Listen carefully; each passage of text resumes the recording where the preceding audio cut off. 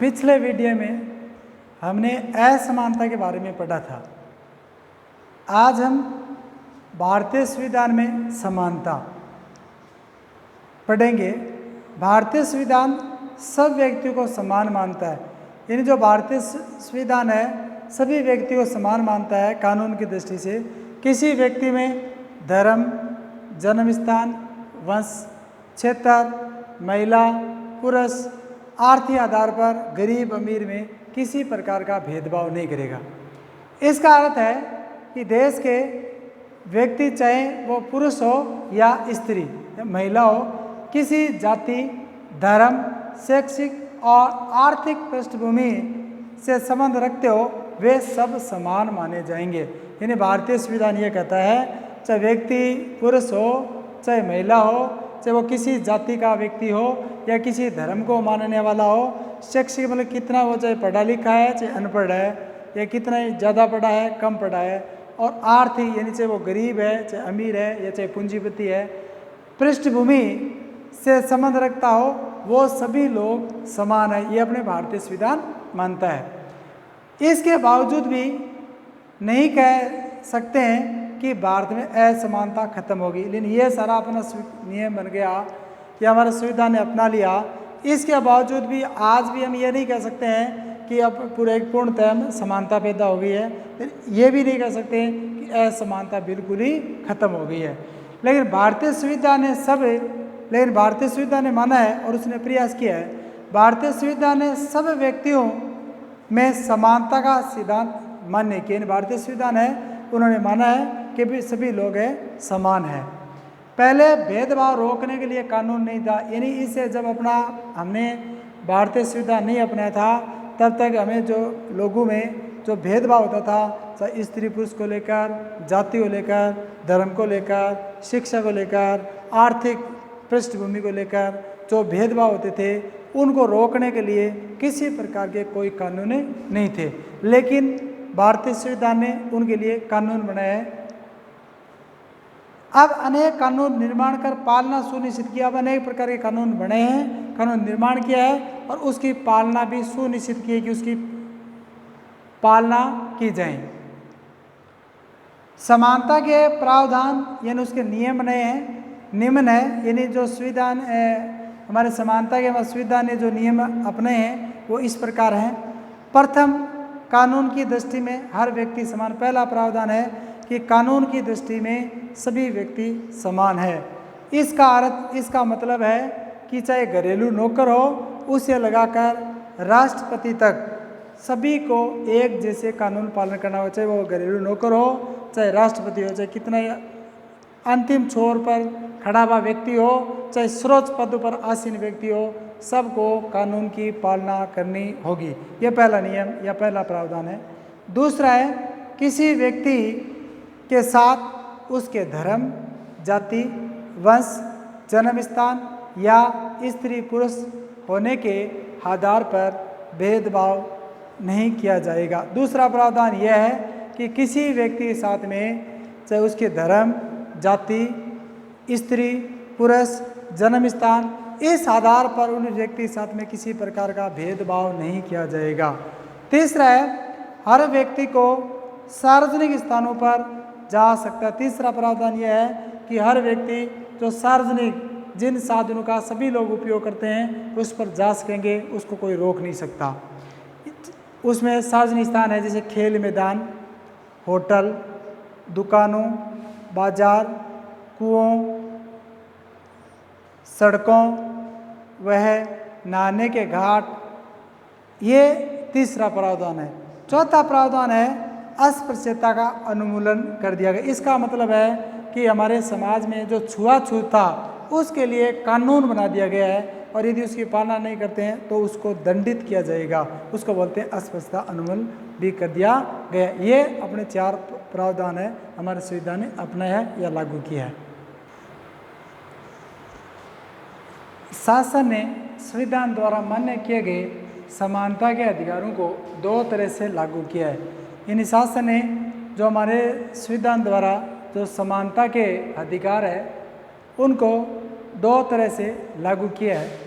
पहला अधिकार है कानून द्वारा और दूसरा है सरकार की योजनाओं व कार्यक्रमों द्वारा। यानी दो तरह से हमारे संविधान के द्वारा समानता के लिए मान्य जो अधिकार बनाए गए हैं उसने शासन वर्ग ने या हमारी सरकार कहें उन्होंने लागू करने का प्रयास किया है। दो तरह से किया है, एक तो कानून के द्वारा, दूसरा है सरकार की योजनाओं व कार्यक्रम। सरकार अनेक प्रकार की योजनाएं चलाती है जिससे जो गरीब तबके के लोग हैं या ऐसे जो समूह या इस प्रकार की कोई जातियां हैं जिनके साथ लंबे समय से भेदभाव हो रहा है, जो पूरा ग्रह से ग्रस्त है, ऐसे लोगों को ऊपर उठाने के लिए सरकार ने अनेक इस प्रकार की योजनाएं या कार्यक्रम चलाए हैं कि वो भी लोग मुख्य धारा में आए और सब में समानता पैदा हो। इस दिशा में सरकार द्वारा उठाया गया एक कदम, यानी इस दिशा में सरकार के द्वारा उठाया गया एक कदम, उसका उदाहरण देते हैं, उससे हम समझते हैं। मध्याह्न का मतलब दोपहर भोजन की व्यवस्था, यानी दोपहर भोजन की व्यवस्था, ये कार्यक्रम शुरू किया था। इस कार्यक्रम के अंतर्गत सभी सरकारी प्राथमिक स्कूलों के बच्चों को दोपहर का भोजन स्कूल द्वारा दिया जाता था। यानी मध्याह्न भोजन की व्यवस्था का मतलब है कि जो सरकारी स्कूलें हैं उनको दोपहर का जो भोजन है सरकारी स्कूल के द्वारा बच्चों को निःशुल्क दिया जाएगा। ये प्राथमिक स्कूल तक थे, लेकिन वर्तमान में इसको बढ़ाकर उच्च प्राथमिक विद्यालय तक कर दिया। आज जो हमारे राज्य से यहाँ की जो स्कूलें हैं उनको उच्च प्राथमिक तक के बच्चों को दोपहर का निःशुल्क भोजन उपलब्ध विद्यालय द्वारा करवाया जाता है। यह योजना भारत में सर्वप्रथम तमिलनाडु राज्य में प्रारंभ की गई थी। जो ये मध्याह्न भोजन की व्यवस्था है, यह कार्यक्रम सबसे पहले तमिलनाडु सरकार है, यानी तमिलनाडु राज्य है, उस सरकार में ये लागू किया गया था। लेकिन यह बहुत ही बढ़िया कार्यक्रम था। इसको ध्यान में रखते हुए हमारे माननीय सुप्रीम कोर्ट है, उच्चतम न्यायालय ने 2001 में सभी राज्यों को 6 माह में लागू करने के निर्देश दिए। जब ये योजना चल रही थी तो लगा कि बहुत ही बढ़िया योजना है या बहुत ही बढ़िया कार्यक्रम है, इसलिए उच्चतम न्यायालय ने सभी राज्यों को ये निर्देश दिया कि ये जो व्यवस्था है यानी मध्याह्न भोजन की व्यवस्था है, सभी राज्यों के अंदर 6 महीने के अंतर्गत लागू करने के निर्देश दिए थे। इस कार्यक्रम से काफ़ी सकारात्मक प्रभाव यानी इससे अच्छा परिणाम आया। गरीब बच्चों में अधिक संख्या में प्रवेश लिए। जो गरीब बच्चे थे उन्होंने ज़्यादा संख्या, जो प्रवेश है सरकारी विद्यालयों के वो प्रवेश बढ़े। जब ये भोजन की व्यवस्था की गई तो वो सिर्फ भोजन के लालच में आए होंगे कि या उसको ये मिला, गरीब बच्चों मिला कि हमें एक समय भोजन मिल जाएगा, वो भी पौष्टिक भोजन मिलेगा, इस लालच में बच्चे हैं स्कूल आने लगे। नियमित रूप से स्कूल जाना प्रारंभ किया। जो ड्रॉप आउट थे, 1 दिन गए, 2 दिन नहीं जाते थे, 5 दिन गए, ऐसे जो बालक है वो नियमित स्कूल जाने लगे, इसका प्रभाव आया उसे। कुछ बालक घर खाने जाते थे, वे वापस स्कूल नहीं लौटे। जैसे अंतरवेला के समय, हमारे विद्यालय में अंतरवेला कहते हैं, बाकी विद्यालय आधी छुट्टी कहते हैं, रिसेस कहते हैं, तो उसके समय जो बालक है वो घर पे भोजन करने के लिए जाते थे, लेकिन दोपहर के बाद में वापस नहीं लौटते थे। ऐसे बालक नियमित क्लास लेने लगे या नियमित जितने समय विद्यालय लगते थे उस समय तक विद्यालय में ठहरने लगे। इस कार्यक्रम से जातिगत पूर्वाग्रहों को कम करने में भी सहायता मिली। यानी पूर्वाग्रह का मतलब है कि कुछ जातियों के प्रति हमारी इस प्रकार की धारणा बनी हुई है जिसको हम दलित कहते हैं, टूटे हुए समाज से जो पिछड़े हुए हैं, उनको हमारे पूर्वाग्रह, ये तो इसी प्रकार की जातियाँ हैं, ये तो पढ़ ही नहीं सकती, इस प्रकार का जो पूर्वाग्रह था उसमें शीतलता आई, कमी आई।